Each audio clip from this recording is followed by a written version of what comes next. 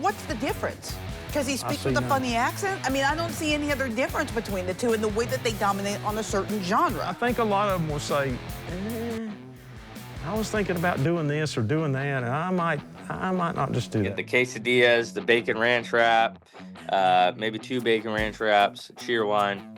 It's good stuff.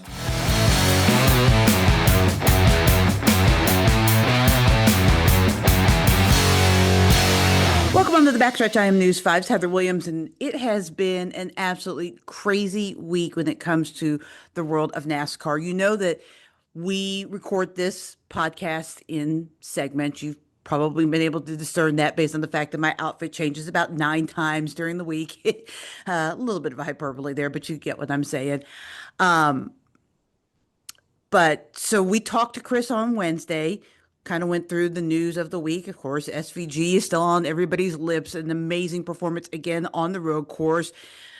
We'll talk with Chris about, is SVG the GOAT? What's going on with road course racing? What's going on with the playoffs? What happened with Connor Zilisch, which was crazy and scary. And I'm glad that everybody can have some fun with it now. And of course, we look forward to Richmond. And my guest this week, who I talked to on Wednesday as well, is Noah Gragson. And I've known Noah a long time. In fact, I think we decided after the Zoom call that I've known him for about 10 years now.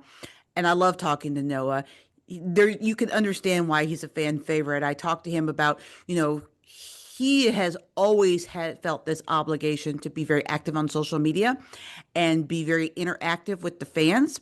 And so I talked to him about that and why he feels that that's important. Obviously, I talked to him about his push to try to get something going in the 4-car, and also a little bit about if the lawsuit involving Front Row Motorsports is distracting him at all in their playoff run. So always a great conversation with Noah. But in the interim, between that and where the podcast drops on Friday, we had a little bit of breaking news via Jordan Bianchi, of course, the Bianchi bomb, as you might call it in NASCAR, that the All-Star race could be moving to Dover and that North Wilkesboro could be getting a points race. And first of all, first half of this, kudos to North Wilkesboro. The fans there, they lost racing a long time ago and didn't know if that track would ever be revived. It was sitting there rotting, wasting away. Dale Jr. and some friends, Marcus Smith, Chris Buescher, a handful of other people during COVID went out, cleaned it up for a scan on iRacing, and found out the track was in pretty good shape, and that began the revival of that racetrack. And when the racing actually came back, the fans showed up, and they showed up big. Even though the racing hasn't been that great, I think that the community there has shown that they want racing. And attendance wasn't necessarily the reason why they left North Wilkesboro. So, I think they've always wanted racing there. We'll see. I think that there's still some improvements that need to be done to that track to hold a points race. Pit road's not that great. And the hauler situation's not that great. You had flood 2 years ago down there. But, if this happens, I'm sure NASCAR feels that they can get everything right for a points race there. So kudos to them on that. The other part of the equation is the All-Star race moving to Dover.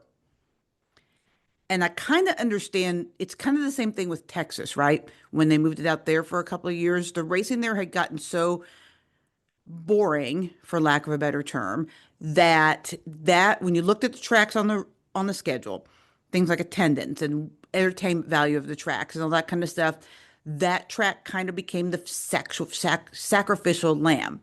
They are the ones that are losing their points race. Not because they've done anything great to deserve an all-star race necessarily, but because they haven't done anything great to keep a points race. And I hate that for Dover. Like, I love Dover. The racing there in the next gen car has just been okay. The concrete tracks, Bristol, Dover, Nashville to a little certain extent, although being a little bit bigger track, it has the advantages of the intermediate track special sauce that the next gen car has. But as a whole, the concrete tracks have not been great for the next gen car, especially the shorter ones. So I see what's happening there, but I just don't think this is a good sign for Dover, right? They only have one race to begin with. And then to move it to an all-star race, I don't know. Nothing about that screams excitement or flashy. I just don't know. There's no nostalgia there like North Wilkesboro or any of that. It just kind of feels like when they dumped it in Texas for a couple of years. So I guess we'll see what happens. I think the schedule's pretty close to being complete. We should hear something, I would think, within the next month.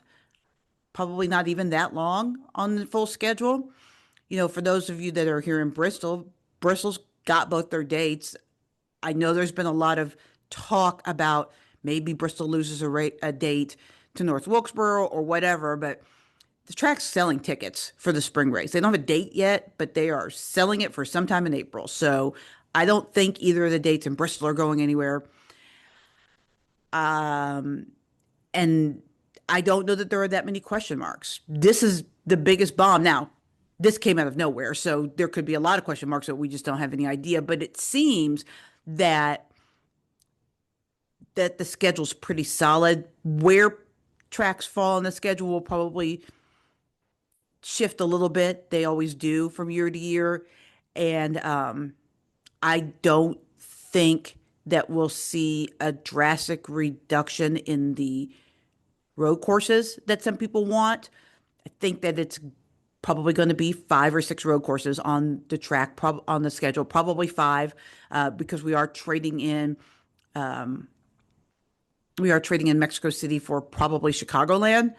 So with the Chicago Street Race going to San Diego. So I don't think that there's going to be a big splash when the schedule's released, although this Bianchi bomb that was dropped on Thursday night is certainly a Bianchi, a splash, a surprise, if you will. But we'll see. So, also rambling on now about the schedule. I'm fascinated by the schedule, in case you can't tell, how they put it together, how fans react to it. All of that is fascinating to me. So I'm sure we'll get a chance to talk about that more with Chris once the schedule is released or once we get some more things confirmed.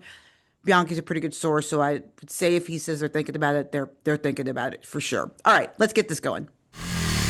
Joining us now is our crew chief, Chris Carrier, who also happens to be the crew chief for the number 75 Food Country Truck in the Craftsman Truck Series. Chris, another road course, another win for Shane Van Gisbergen. I think we've asked this question before, but this time I'm pretty serious. Are we witnessing the birth of the new king of the road? Heather, I don't know how we can really deny it. His wins. His wins are not just, he won because he had a better pit stop, or he won because of pit strategy, or he won because 2 or 3 guys in front of him had trouble, had mechanical issues, or bad pit stops, or crashed, or whatever. This guy's in front all day. Yeah. I mean, he just dominates. If he gets shuffled back because of pit strategy, it doesn't matter what strategy he's on. He could take 5 more pit stops than everybody else, and he seems to find his way to the front. He just passes them all. If they're in front of him, he passes them until there's nobody in front of him, and he just stays there. And he seems like, to me, what impresses me with that is that once he gets there, which is usually pretty early in the race, but once he gets there, the rest of the race, he manages very well. It's like he is persistent.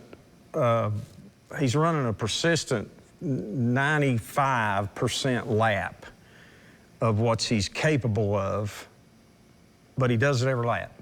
And he's so consistent, so confident.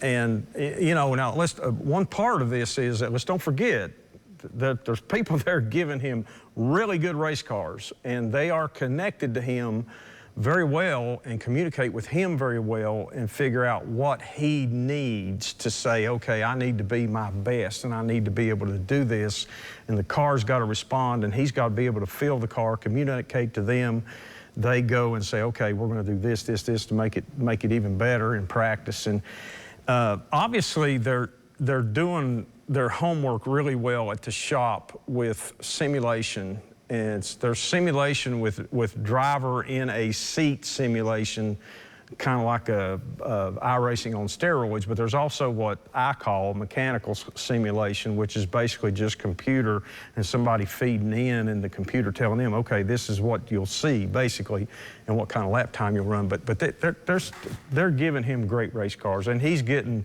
every ounce out of them and staying out of trouble, and just like, it's just easy. It's just like, win a race, okay, what's for lunch? I'm gonna punt this ball up in the grandstands, and after that, we gotta go get some drinks, and what's for dinner, what we're gonna eat, you know, or what we're gonna do tomorrow. Well, and I have to say, you know, a lot of people are complaining about the number of road courses and SVG winning and whatever, but kudos to Trackhouse and to Justin Marks for finding the playoff cheat code, right? As soon as he won at Chicagoland, but the Chicago Street Wars course, and the way that he won, Justin Marks said, huh, I bet, you know, and he took a chance on that, because there have certainly been other road course, quote, ringers that have not been able to do what SVG has done. Not even close. But he saw something in him, and here we are. Not only is he in the playoffs, not only has he won 4 times this year, but he now has enough playoff points that he's almost guaranteed, unless something catastrophic happens, to make it to the second round, where, oh, by the way, there's another road course.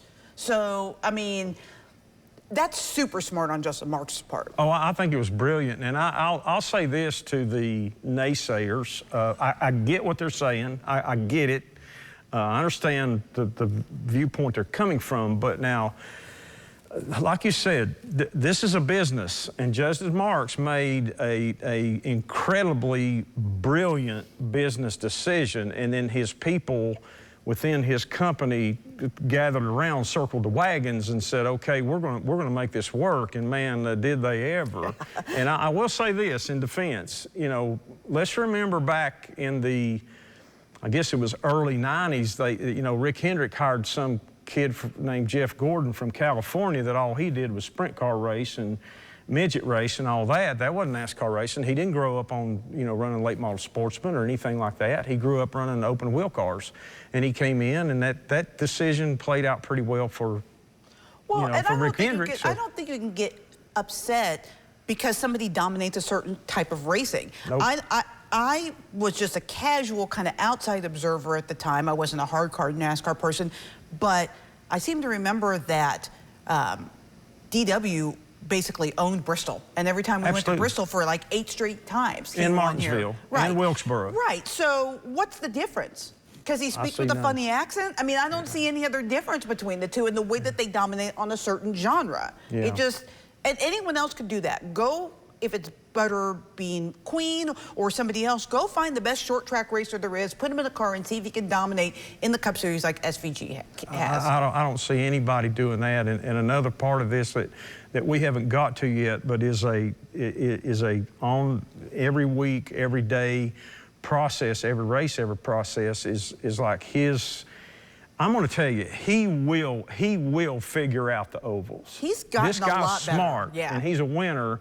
And he is I think they call him generational driver or whatever. That means he's one of a kind.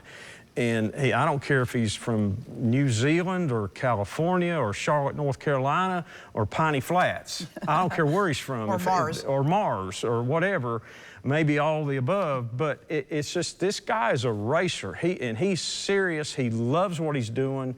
And he's got just a beautiful attitude about it. I mean, his personality, and he's always appreciative and so on and so forth. Some of those other guys ought to learn a bit of a lesson from him about that stuff. But anyway, I say, man, we're watching something, you know, we're watching something that's historical. The people are going to talk about this 50 years from now. And, you know, you don't get a chance that often. And I'm honest with you, I enjoy it. I'm waiting for the time that Connor Zilisch gets his 2 or 3 years of cup racing in it, maybe a couple years of cup racing in it, and gets confident enough and learns those cars and gets a little bit more, you know, maturity about him and so on. He's just, what, 18 or something? But anyway, I can't wait till the time when Connor Zilisch gets to be, these guys have head-to-head battles. Yeah. especially on the road courses, but I'm telling you, it's not going to be just on the road courses. Sooner or later, it's going to be maybe Bristol and Martinsville, Charlotte, or Daytona, or somewhere. These are exceptional drivers, and SVG has earned his. He has earned his applause of everybody that everybody can give him, because he's done. He's done super, and he's not done yet. No, it's not over. He's not done yet. Well, it's funny you bring up Zilisch, because he is probably the only guy, even right now, that can keep pace in any car with SVG. Absolutely. But he had an absolutely terrifying fall after his Xfinity Series win on Saturday. The video is just chilling, and I can't even hardly watch it, even though I know he's okay. But do you think this should or could change the way drivers celebrate post-race? We talked about that in our shop a little bit, you know, and you know, it could. I mean, I'm pretty much sure it will for Connor, you know, and maybe some other people, and maybe people with that company, you know, maybe behind the scenes. It may be a thing where it's not open, like, okay, we're going to tell you how much mustard to put on your sandwich, and be overzealous about, you know, a lot of people would probably fuss about that, I guess. Some people would fuss about anything. I mean, but yes, I mean, let's face it, we got to be smart about this, and you got to learn from mistakes, even if it's not your mistakes, if it's somebody else. That's just life. And this young man, I mean, my heart just dropped. I mean, I could have passed out when I saw it. You know, if he would have hit his head a certain way, hit his temple, could have, you know, this could have been a lot worse. It's a crazy freak accident, but when you really think about it, it's kind of surprising that something like that hasn't happened before. In the 76-plus year history of racing, it's crazy that this is the first time that that's happened. Yeah, I'll be honest with you. I know a lot of people are probably going to throw rocks at me when I walk out the door this evening for saying this, but it makes me crunch up every time they do a burnout, because, I mean, I've been struck by stuff when a car's coming off pit road, or our truck or our car, a race car coming off pit road, and I'm looking down through there, man, them things sling out rocks, lug nuts, and everything else that'll be there. And I've never actually been hit by a lug nut. I've been hit by some rocks and a couple things in my eye, but never been hit by a lug nut. But some of that stuff, I mean, that's, you know, and a lot of times the pit crews are right there, and cameraman's right there, and spectators aren't too far away, and just all this stuff is I know everybody loves it. You know, I'll be honest with you, it thrills me to watch them climb the fence. I don't care who it is. And I'm thinking one day, I sit there and think for a second, I say, you know what next race win, I'm going to do that. And I'm like, yeah, probably not. I would probably not. pay, oh my goodness. I hope Parker wins at Bristol. Well, I hope so too. I might try it, but money to see you try to climb the fence. I've always kind of wanted to do something like that, and you know, probably one time would be. I'll bring a step stool for you.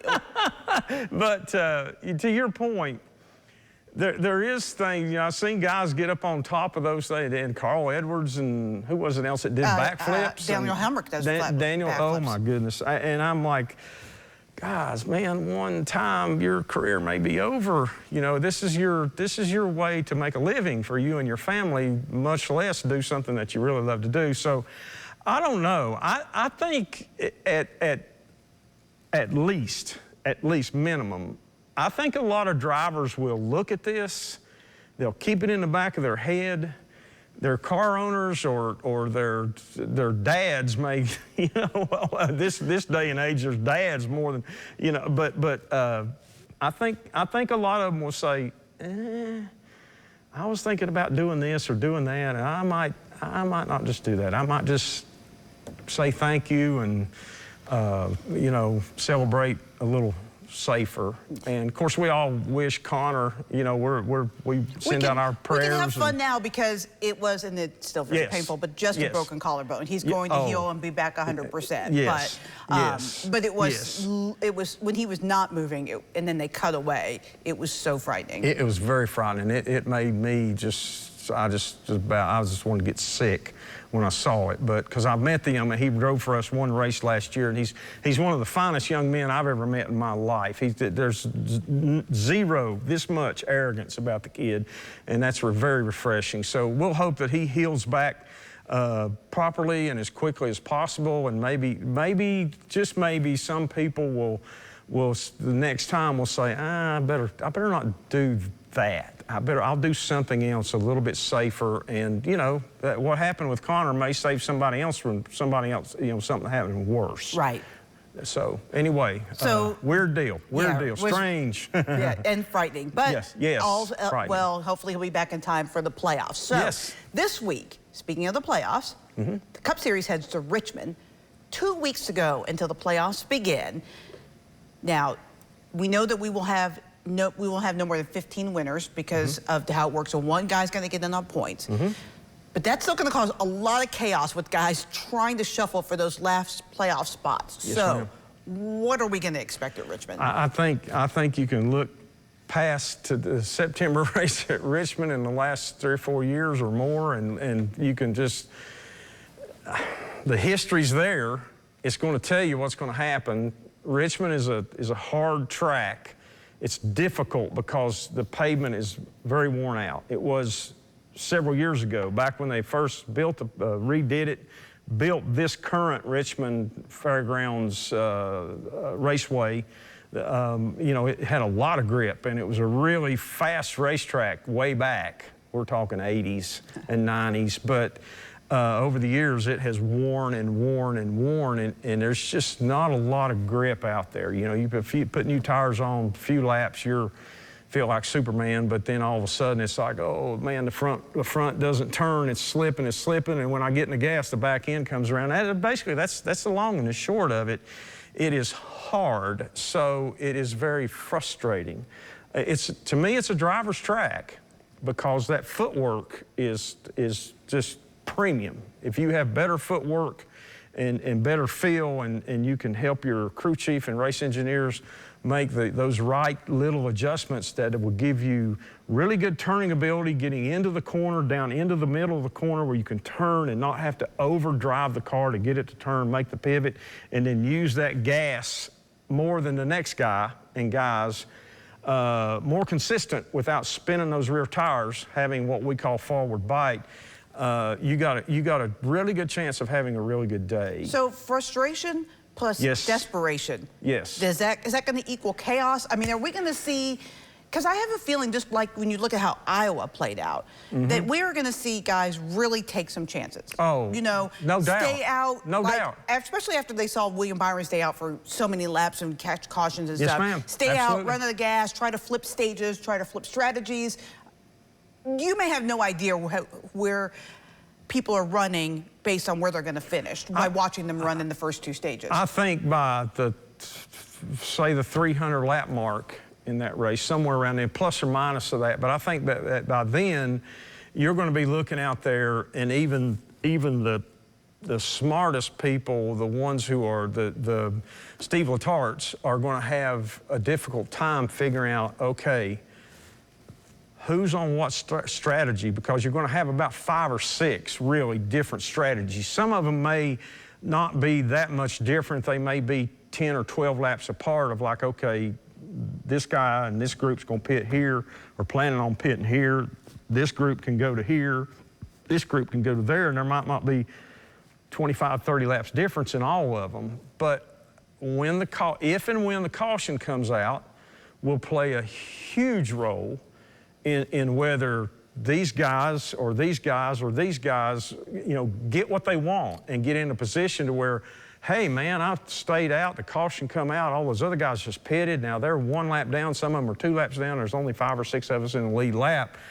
That really throws the chaos out. And then you have people throwing, you know, just swinging for the fence with everything they're doing. They're throwing everything at it, they're looking at everything.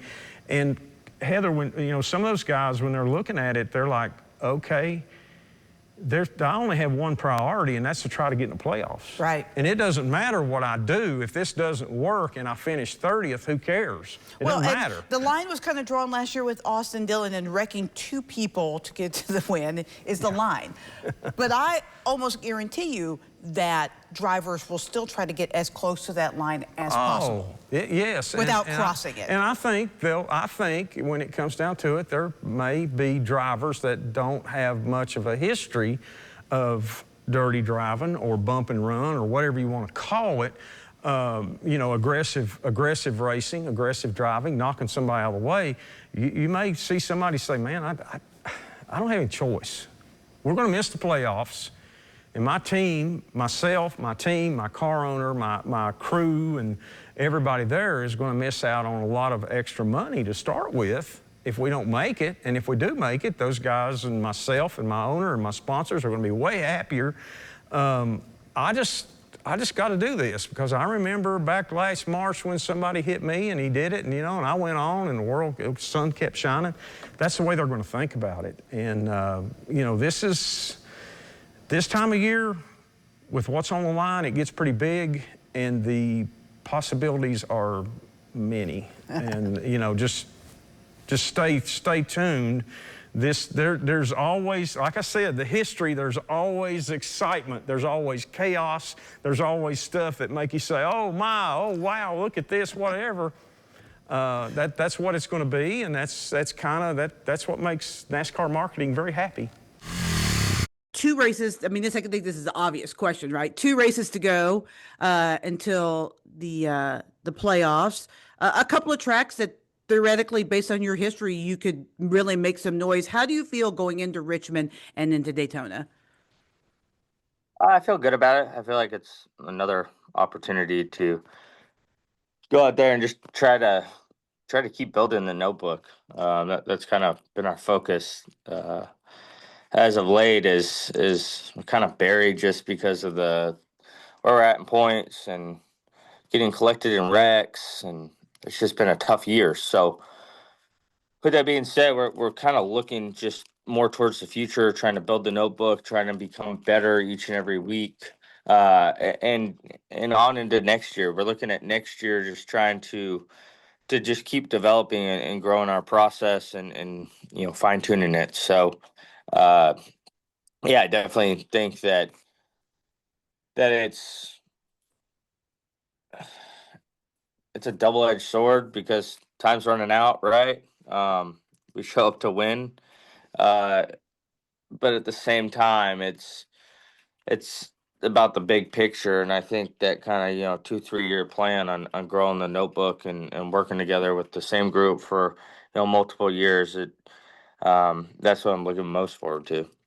I know that you have historically bounced around a lot of times out of your control team wise, but was moving this year harder than you thought, or the same, or you know, what was that like for you? You know, I really didn't know what it was going to be like. I mean, I've obviously been in you know, 4 different organizations in the last 4 years, so um, it's always tough when you're meeting new people and you're developing these relationships with guys in the shop and, you know, different people. But we're on into the point of the year where kind of pretty much know everyone here, which is good.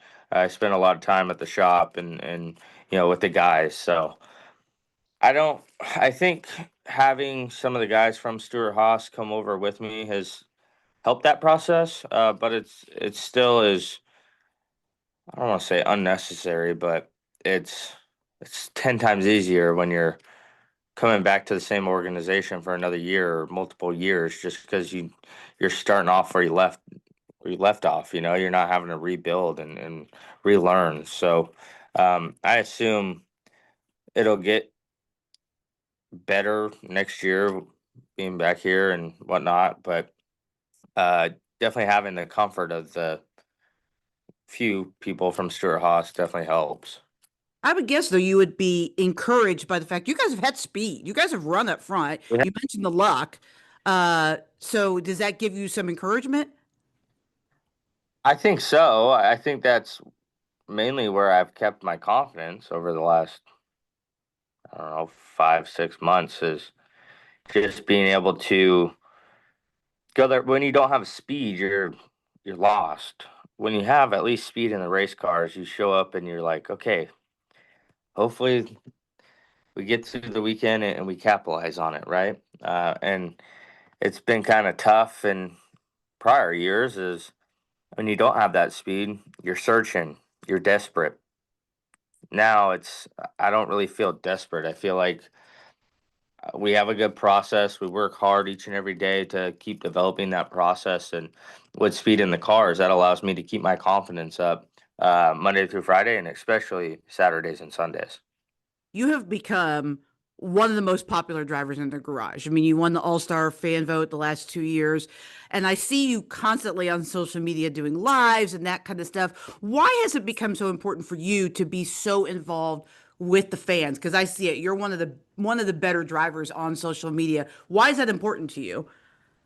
Well, I think it's just natural. First of all, I never thought I'd ever have fans. So I love the attention part of it, which is always fun. But at the same time, there's a lot of people that are spending their hard earned money, their time, sacrificing a lot to come support not only myself, but all the drivers and the teams in the garage that, you know, they're maybe wishing, hey, I wish I could be, you know, on the other side of the fence and in the infield and be a part of it. And to be able to just be myself, I think front row really allows me to be myself, which I love.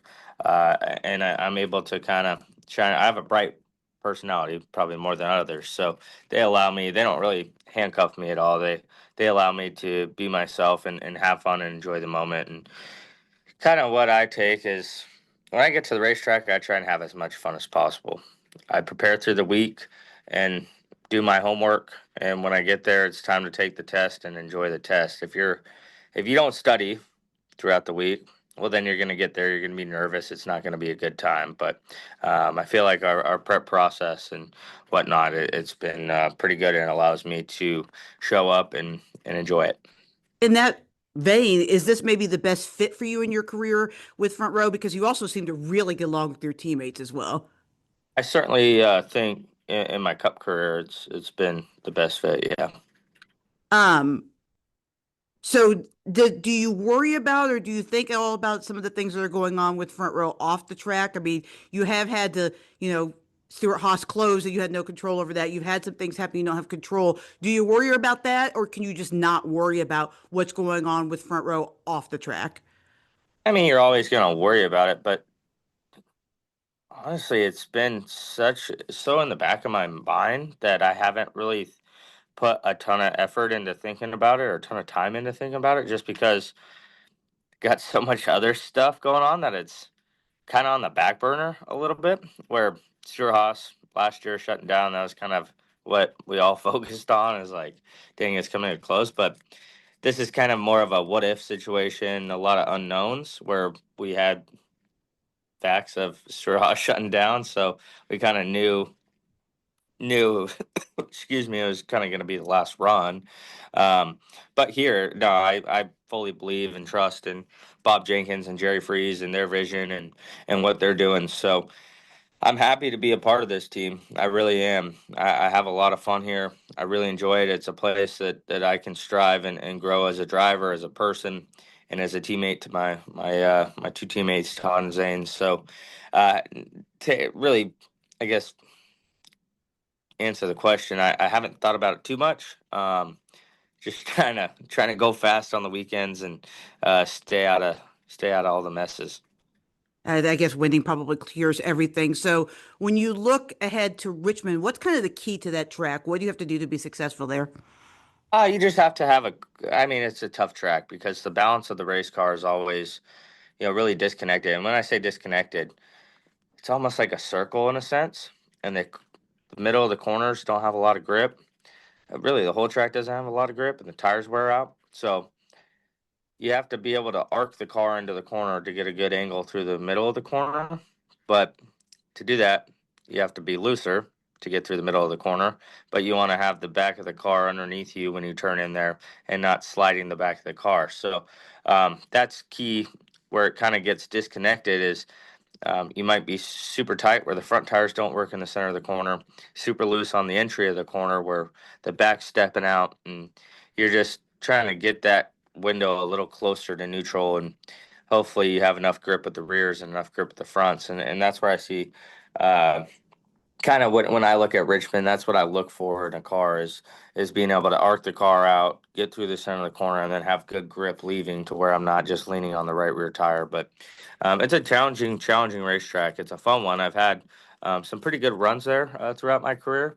I've won a race there, so that's a pretty cool place. I've always enjoyed it since I've been going to Richmond. The first time I went there was 2015 in the fall. Ran a K&N car there, started last and drove up to 10th, and just fell in love with the place. So Richmond always has a special place in my heart, and definitely excited to do it this weekend. On Saturday, we're racing at 7:30. It'll be on USA, so it'll be super fun to run the Cookout 400. Cookout's a cool sponsor too. So with them being the title sponsor of the track or the race, having a trophy with Cookout on it, it's always cool. Do you have a go-to cookout order when you go there? Oh yeah, I get the quesadillas, the bacon ranch wrap, maybe 2 bacon ranch wraps, cheer wine. It's good stuff. All right, I'm gonna have to try that. I'm not a big cookout person because I'm not from the South. So, but Just you're not get either. You're from just Vegas. get the cheese quesadilla and a bacon ranch wrap, and it'll be good. Okay, okay, I'll give that a try. The burgers are good. Honestly, I haven't had anything bad. For my final thought tonight, let's talk a little bit about NASCAR silly season. It seems like it's been unusually quiet in the NASCAR silly season. We've had some re-signings, obviously. Big one last week with SVG signing an extension with Trackhouse. Denny Hamlin has signed an extension with Joe Gibbs Racing. The announcement that Daniel Suarez will not be returning to Trackhouse, it's pretty much understood that Connor Zilisch will probably slide into that seat next year. But you haven't really heard a ton of news about driver changes. There's some reports that Justin Haley may be on the hot seat, but those are just kind of low-level murmurings at best. And that team has been running a little bit better, although they necessarily haven't had better finishes to show for it. They have shown a little bit better speed in recent weeks. I don't know that there's going to be a ton of movement. We're getting to the point in the year where you have to have next year set and settled and your rides secured probably in the next month or two for the team's sake so that they can start, building sponsorships and building race packages and doing all the preseason photography and all that kind of stuff that needs to be done. That starts November if you're changing teams like the day after the championship. So it's getting close to having to have those announcements made. And there was a flurry of activity this time last year. 5 or 6 rides had already been changed or discussed or things gone on. So it's an unusually quiet, silly season, which for drivers, I guess is good. For if you're Daniel Suarez and you don't have a ride, it's not good because you look around and there's really not any place at the moment to go. I think that a lot of the silly season moves or changes or driver movement could be dependent on a couple lawsuits that are making their way through the court system. The one with Rick Ware Racing trying to be sold to Jeff Purrier and his charters and him building a cup team. And then, of course, what's going on with 2311 and Front Row Motorsports. If they don't retain their charters after their lawsuit, what happens to their drivers because they can be free agents. So you could see later movement than normal in the silly season, but I'm fascinated by the fact that you haven't really seen anything yet. Thanks for joining us on the Backstretch. We'll see you next week.